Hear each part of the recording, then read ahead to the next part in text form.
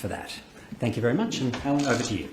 Thanks, Andrew, and good morning, and thank you for joining us. I'd like to acknowledge the traditional custodians of the land on which we meet, the Gadigal people of the Aurora Nation, and pay my respects to elders past, present and emerging. Today we're releasing our results for the financial year 2022. It's fair to say this has been an extremely challenging time for the Qantas Group, for our people and unfortunately for our customers. 12 months ago, almost all of Australia's borders were closed. Most of us were stuck at home. International travel felt like a distant prospect. Now our flights are full and we can't bring aircraft out of storage fast enough. The numbers today put the full impact of the Delta and Omicron lockdowns on the group in stark financial terms.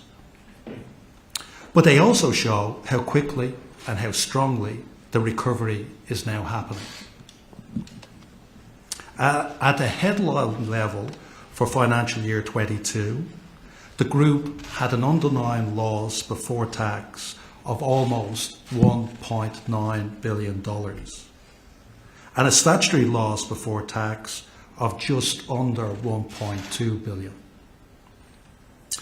That brings the total losses since the start of the pandemic to more than $7 billion and takes lost revenue to more than $25 billion. To put that in perspective, on a statutory basis, Qantas has seen COVID cost us more money in the past 3 years than we made in the 5 years before that, including some record years of profitability. The fact that we've been able to steer through this is really remarkable. And now that we are through it, things are improving even faster than we expected. People are not just flying again, they've brought a level of enthusiasm for travel that was beyond our best projections. Revenue intakes for leisure travel are around 125% of pre-COVID levels. For business travel, it's at 90%, and that's despite the fact that many people are working from home during the current COVID and flu spike. Forward bookings are extremely strong across all of our airlines, and customer research shows that travel is one category people want to keep spending on, even as inflation and interest rates see them pull back elsewhere. As many of you have probably experienced, strong travel demand has also brought some difficulties. We knew the recovery was coming and we were ready for the restart. What we weren't ready for is after 18 months of COVID being suppressed, with such high levels of community transmission and the sick leave that followed that. Neither were our industry partners. The rebound in travel demand also coincided with a massive labour shortage. Of course, that shortage has been more acute in aviation because of how many people left the industry through 2 very uncertain years. It is the same story at airlines and airports around the globe, and at airports and at airlines here in Australia. All of this resulted in well-publicised problems, long queues, delayed flights, and misplaced bags.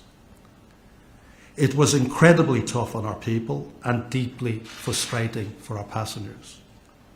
It simply wasn't good enough, and for that we have apologised. We reached out to our frequent flyers earlier this week to thank them for their patience and for sticking with us. But what they really want to know is how we're fixing it. There's a lot of work happening to get Qantas back to its best. Since April, we've hired more than 1,500 people and will add more in the next few months. Our partners, including ground handlers and airports, are recruiting as well. We've reduced our domestic flying, in part to give us more buffer. And we're rostering more crews across fewer flights, which means that we can better cover sick leave that is averaging almost 50% above normal. We're also investing more in technology, including an upgrade to our airport kiosks and bag drop facilities, as well as new scanners at boarding gates. And there's significant improvement in our performance already. Qantas mishandled bags rate reached 11 in every 1,000 in July, but is now down to 6 in 1,000. That's almost back to pre-COVID levels, and it will be back at pre-COVID levels in September. Cancellations reached 7.5% in July, but fell below 5% in August, and will be back at pre-COVID levels also in September. On-time performance was at 52% and is now at 66%. That's still not good enough, and we expect it to be back in the mid-70s or higher in September, on its way back to pre-COVID levels of 80% in October. This does depend on some factors out of our control, like extreme weather events or air traffic control, but the operation will be a lot more robust overall. And while passenger flying has only really come back in the past 6 months, Qantas Freight and Qantas Loyalty have been standout performers through the pandemic. Freight posted another record result in financial year 22, and while international yields for freight are coming down, we believe that the market has undergone a structural shift. Before COVID, Australia lagged most of the world in e-commerce, but lockdowns saw us catch up. Those goods ordered online are now filling our aircraft, which is why we're investing to expand our freighter fleet. Qantas Loyalty is also growing. Since the start of the pandemic, it added over 1 million new members. It says a lot about how attractive the program is and how people feel so attached to the Qantas brand. In May, we announced the acquisition of a majority stake in the Australian-owned online holiday package business, TripADeal. It's already really delivering for the group and its customers. Sales in the first month were up 70%, and frequent flyers have so far redeemed over 150 million points on TripADeal packages. The ability to invest heavily is linked to our recovery program. From the start of the pandemic, our focus has been on restructuring the business so we can get back to profit and back to investing. Just last month, the first of the group's next generation narrow-body aircraft arrived in Jetstar, the A321neo. That is the start of a 10-year fleet renewal program that will also see Qantas update its 717s and 737 fleets with the Airbus 220 and A321. These aircraft can fly further, carry more people, generate less noise, and burn less fuel. There is a lot of work happening in Qantas to get ready for these aircraft.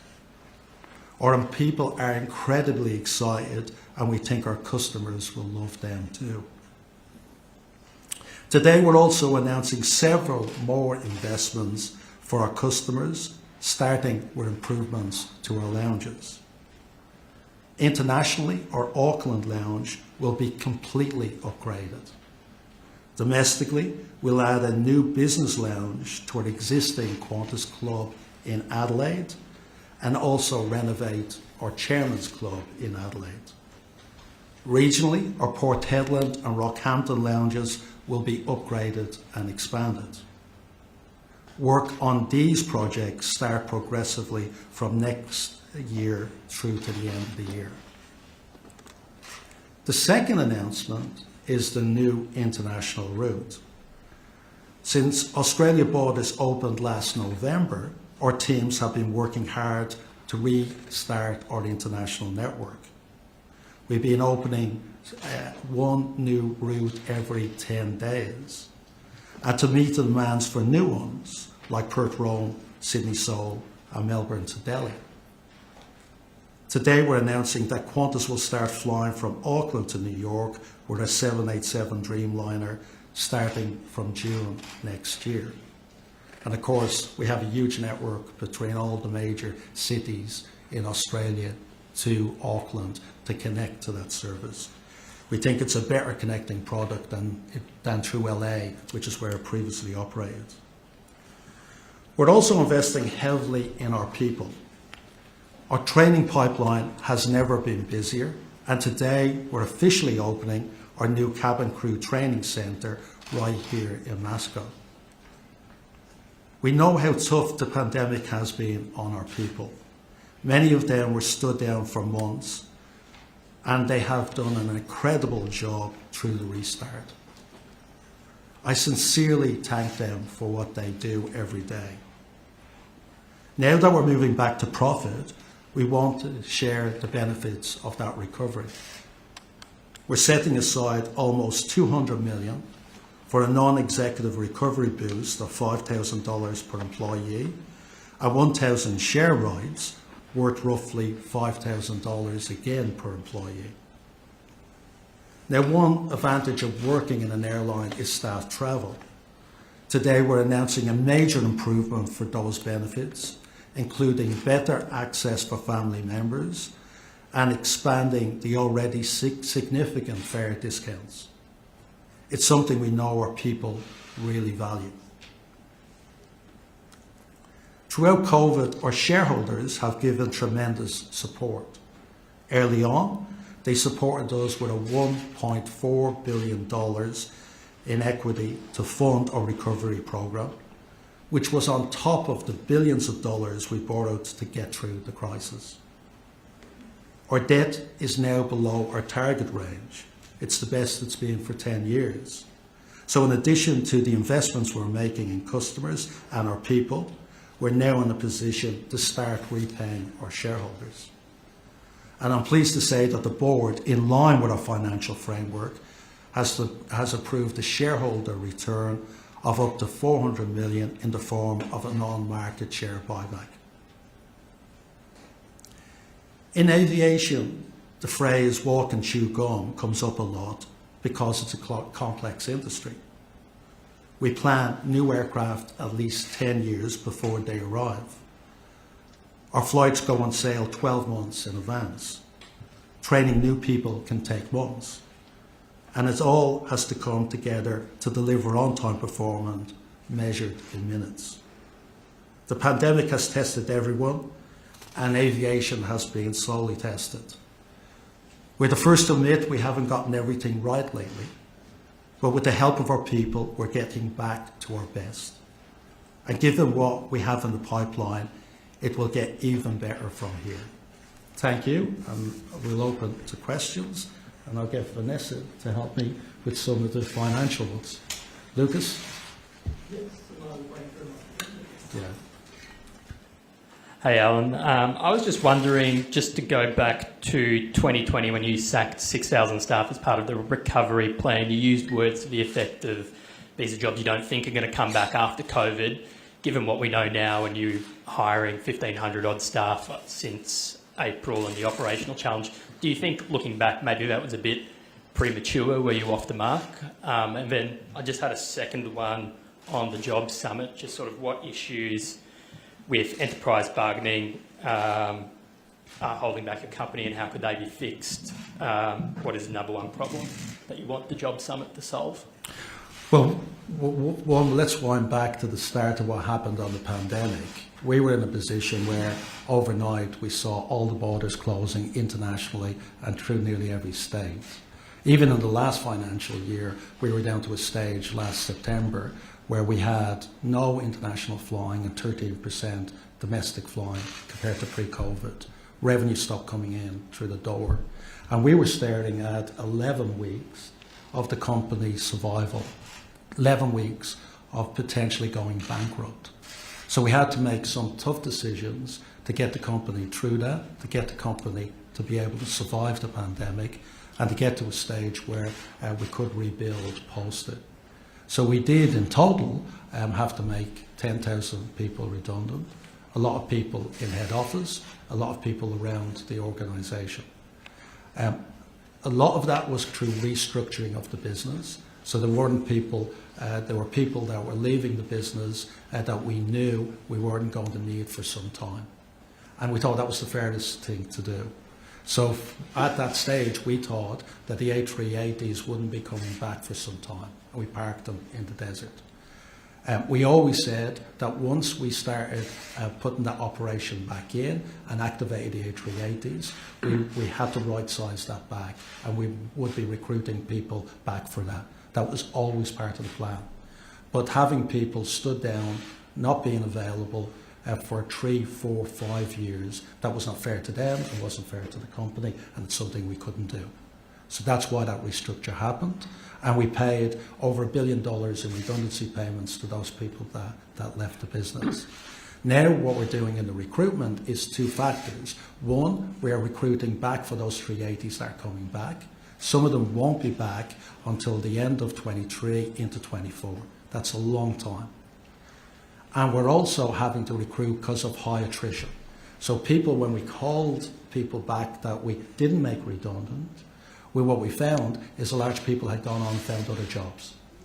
That's fair, because people weren't going to sit around and just wait for the aviation industry to come back. So we had to recruit for those people that had made other decisions. And what we're seeing now in the very hot labour market, in certain areas there's high level of attrition. Like cabin crew that we have in Western Australia, in network aviation, there's 25% attrition at the moment, because they are leaving to other higher paid jobs in Western Australia, and we're having to recruit to place them.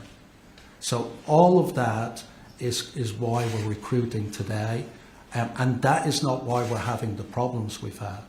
The issues that we've had is because there's been a spike in COVID that I don't think anybody was predicting over the last few months. Sick leave went, in some cases, more than double, and on average 50%. So we've had 320 pilots each day in isolation or calling in sick, 320.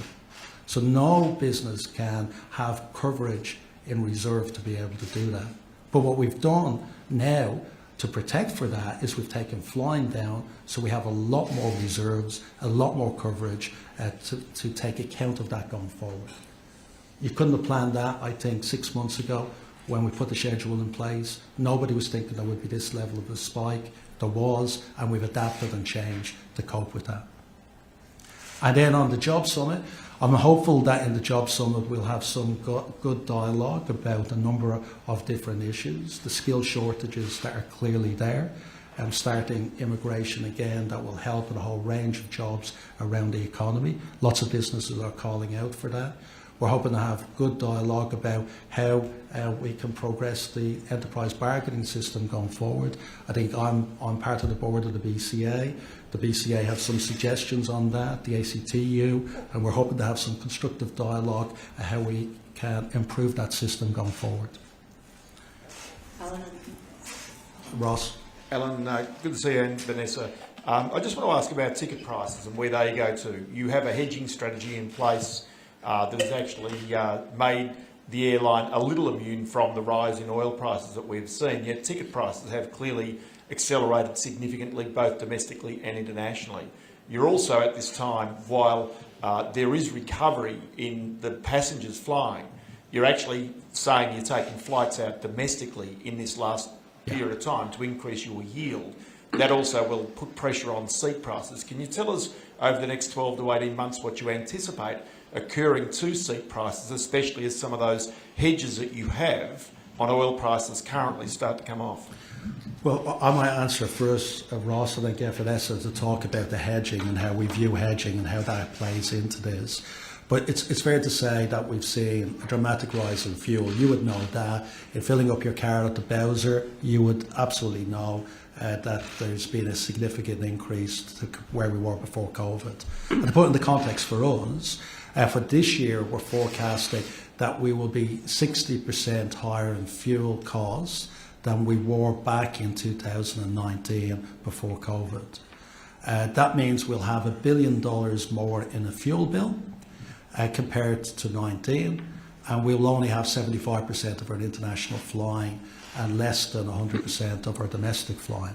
So that's a huge increase in cost. So I think even this quarter, it's 80%.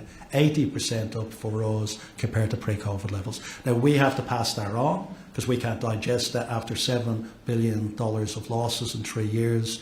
We will be passing it and are passing it on. So part of taking the capacity out, twofold, it is to improve RASK, it is to get yields up in order to cover those fuel costs. And I think a lot of airlines around the world are doing the same thing.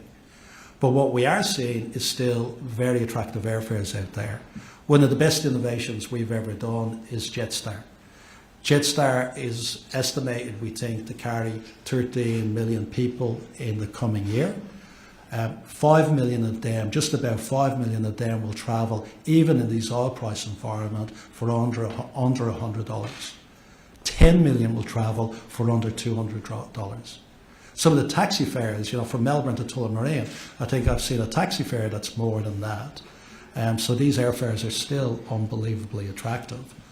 So we will still continue to offer that value for people out there.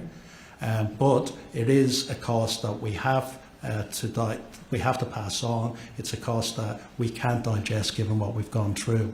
And I might get Vanessa to talk about the hedging position. Yeah, we've had, and we do have a hedging policy that looks forward for 24 months, but it's on a declining wedge. So we're more hedged in the near term, but have a lower profile in the outer years. And what that does, and it's designed to do, is really just to buy time. We can't, and we don't try and predict fuel prices in the forward view. We can actually just protect ourselves to create time to be able to adjust our schedules to be able to get the RASK outcomes that we need. As we said before, 80% is the cost of fuel versus FY19 and 60% over the year. If we convert that into what the required RASK increase that we would need over the next year to cover the cost of fuel is 10% domestic and 20% international. And that's mainly because international consumes more fuel than the short-haul domestic does. So just to explain, that 10% domestic means that you'll take 10% of the seats out of circulation effectively to make up this fuel price? No, which would put, I'm just thinking about this because that would put pressure on prices to rise if there are fewer seats, because that seems to be almost in your package what you're suggesting. Is that also similar on the international front, that prices, airfares would be broadly higher as you take seats out to deal with these high fuel prices?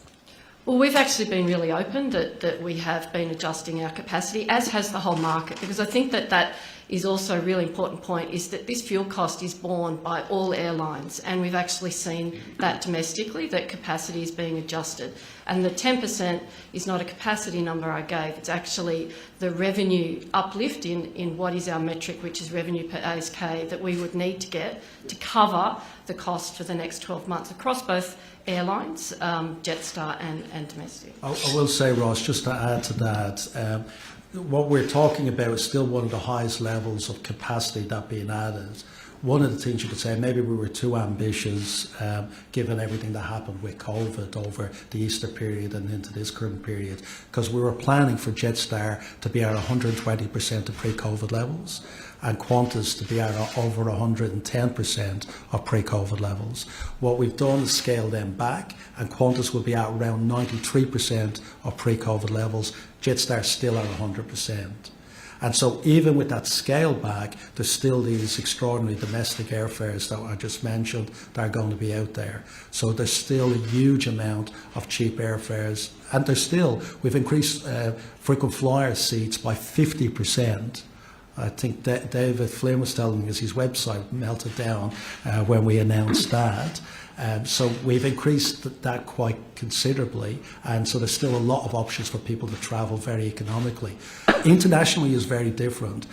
International, it takes a long time to reactivate those aircraft, because if you go back to when we were making decisions, and every airline was, everybody thought international would take years to recover.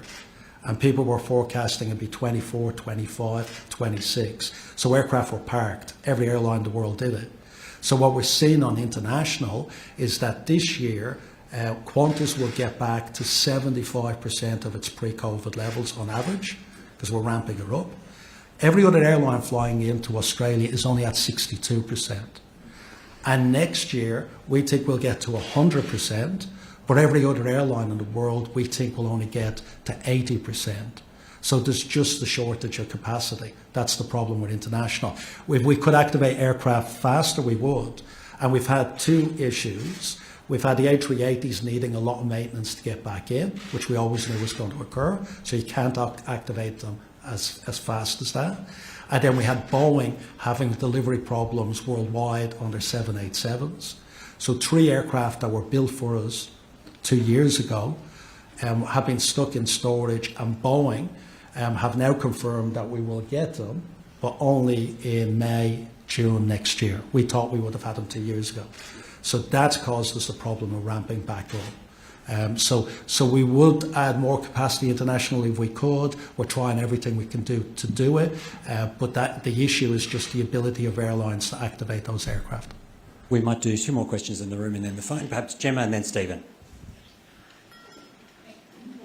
I'd like to address the brand damage and the attempt this week to make up for it. What's your impression, your and your team's impression of how this week's apology and the giveaways landed?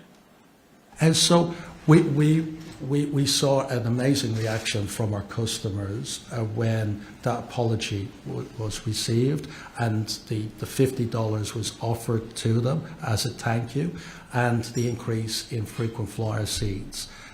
We saw the biggest demand we've ever had for redemptions on that Monday.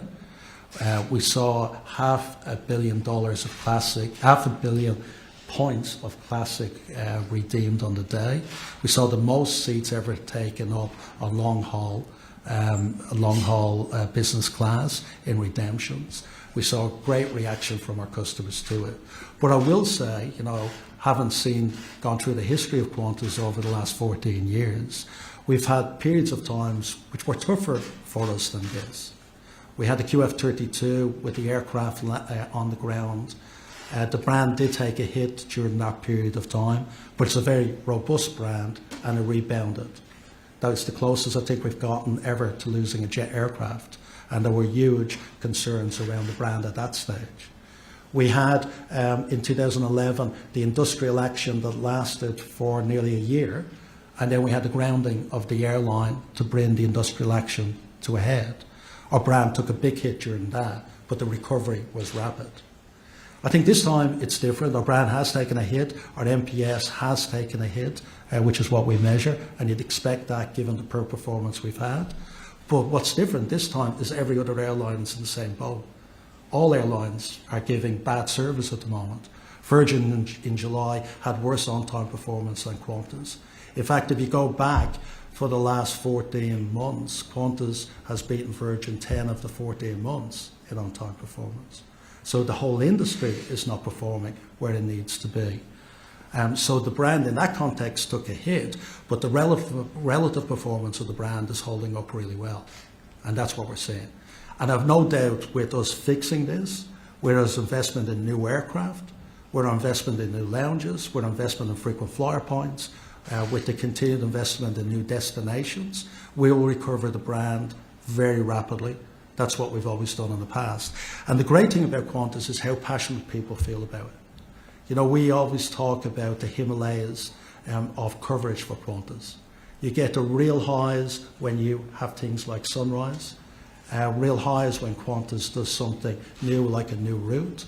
David Flynn's website crashed on the announcement of the JFK. Your website crashes a bit. It crashed on the announcement of JFK, New York appearing on it, because people get excited about that. And we do get the focus. We recognise that because we are the national carrier. People feel passionate for it. We all feel passionate for it.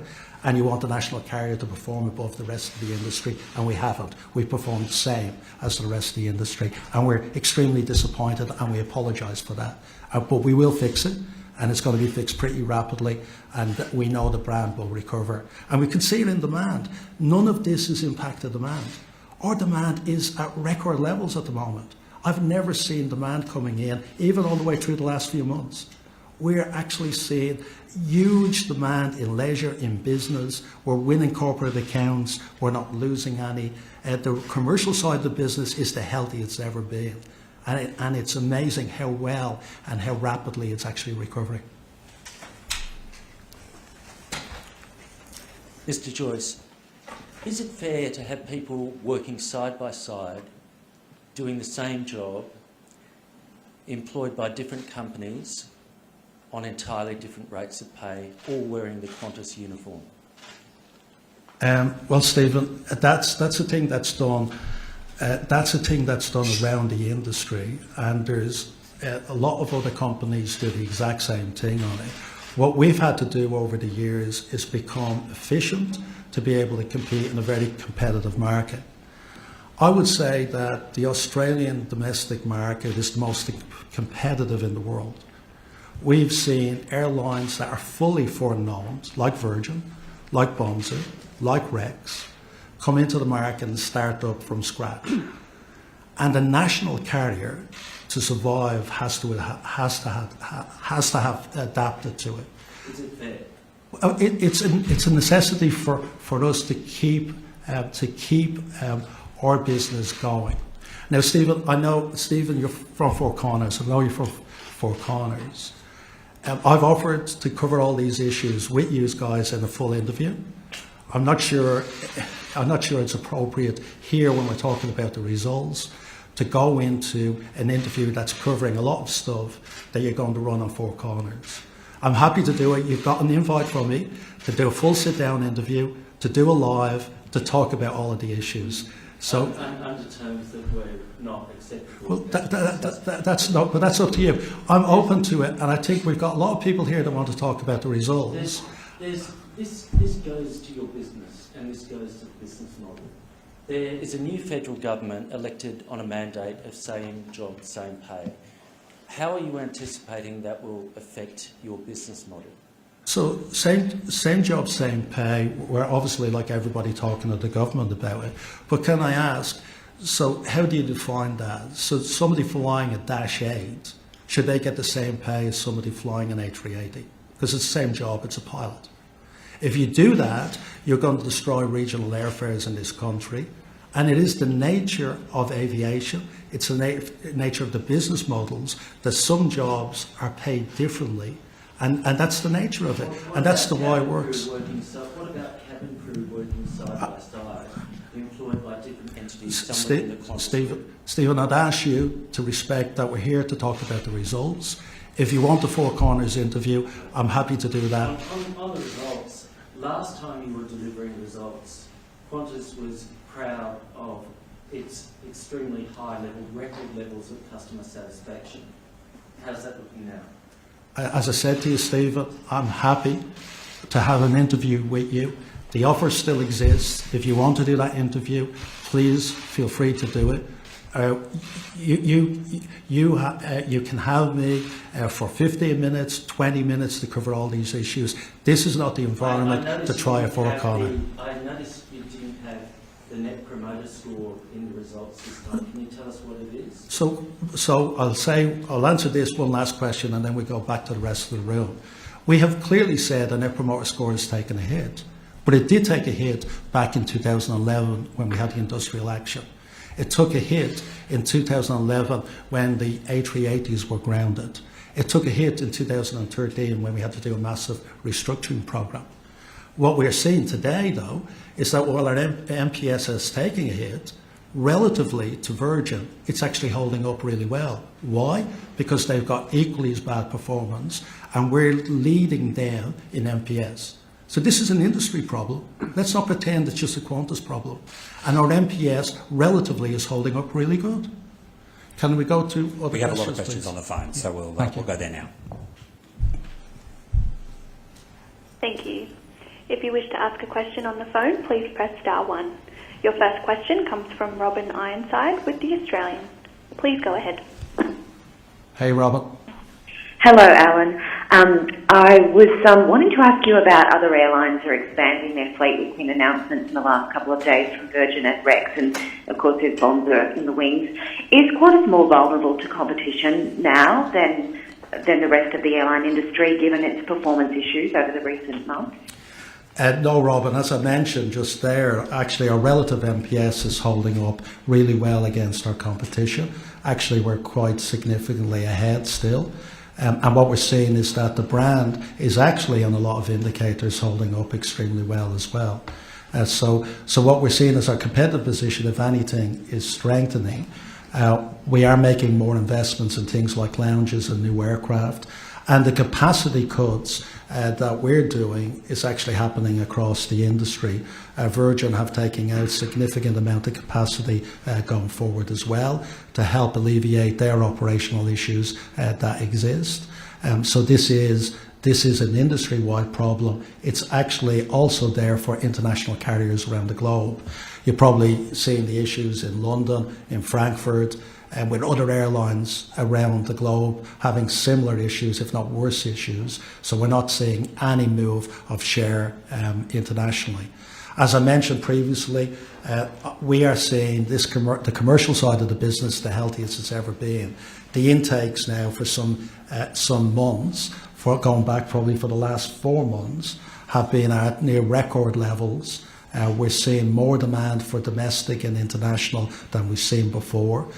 As I mentioned in the speech, we've got domestic leisure market at 125% of pre-COVID levels. Business is back to 90% of pre-COVID levels, despite the fact that a lot of people are working from home.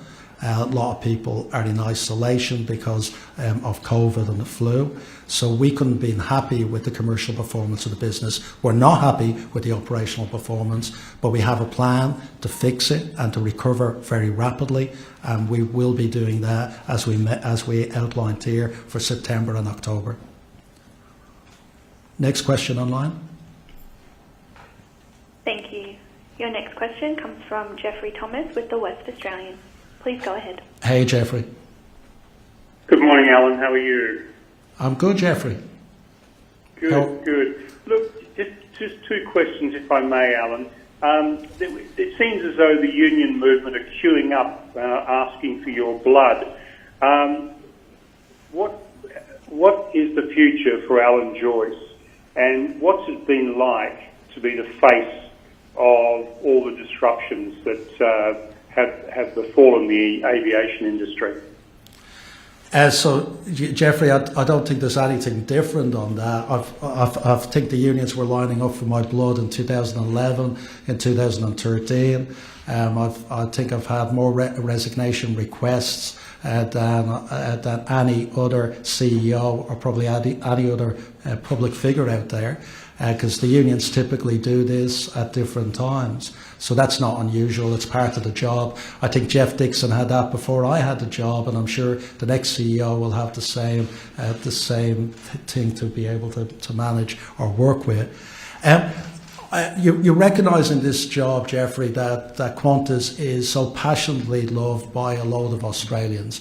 It is the Australian iconic national carrier. It is a company that people regard as iconic. It's a company that people are very passionate about. And I do recognise, therefore, that you do get the highs and the lows associated with that. What we've always done, what we've always tried to do is front it. We don't hold back. We've been out there apologising. We've been out there apologising for the mistakes that we've made, for not delivering for what the customers expect from us. We're the only airline I can see that's regularly been doing that, and that's the right thing to do. and we'll keep on doing it. And, you know, as far as it's concerned, Anna Jeffrey, I love Qantas. I think it's an amazing brand. I'm passionate about it. I said the board asked me to continue in this job to get it through this crisis. We will get it through the current problems that we have. And I think at the other end of this, Qantas will be stronger than it was before it went in. It will have aircraft coming for Project Sunrise. It will have aircraft coming to replace its domestic fleet. It's opened more international routes in the last year than it's done in decades. It's opened more domestic routes in the last 2 years than it's done ever in its history. It's opening and investing more in lounges. It's investing in its people. We've invested hundreds of millions in new training centres. We're opening a new one here today, and we're rewarding our people and giving them over 200 million in bonuses to help them get through that. So that's the record, and that's the focus that I want to focus on. Next question. Thank you. Your next question comes from Jamie Freed with Reuters News. Hey, Go Jamie. ahead. Oh, hey. Yeah, just had a question. You have the 787s, finally coming, but are there plans to order any more of those as your A330s age? And then just secondly, with the 50 million in wage increases you mentioned, is that the sort of 0022 offer to unions, or is that leaving some room for more or some wiggle room? Yeah, Jamie, I'll take the first question on the 330s. That was the question, or 320s? Yeah, that's 330s, yeah. Yeah, look, we will be looking at the market in the coming 12 months. That aircraft is heading to the end of its useful life, like the 737s in the domestic fleet. So we will run a competition, as we have done for the narrow-body fleet in the coming 12 to 18 months.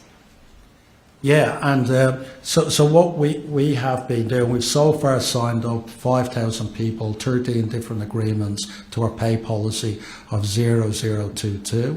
But in addition to that, the 5,000 boost and the 5,000 in essentially shares, $5,000 in shares, are in addition to that, and a recognition of our people.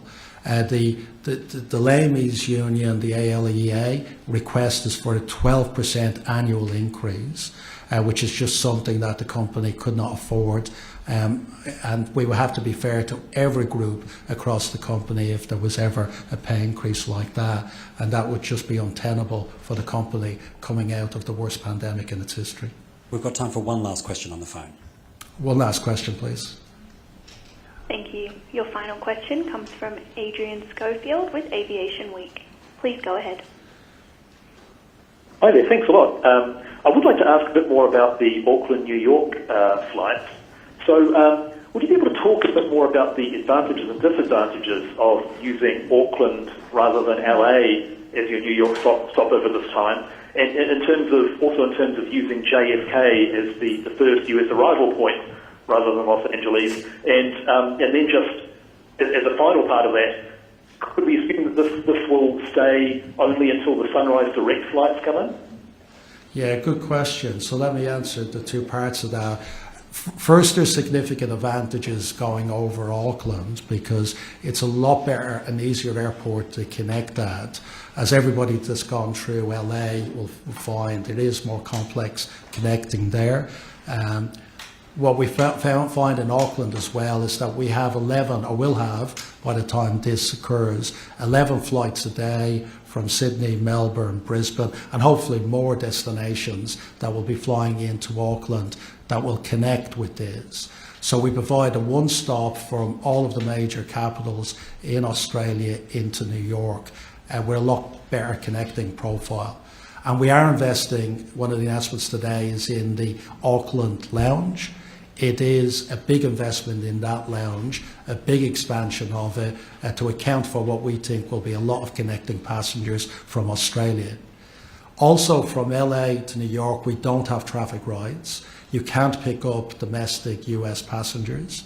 So from Auckland to JFK, we do have traffic rights, like Air New Zealand have traffic rights from Australia. So we can also pick up passengers that are going from Auckland or going to Auckland.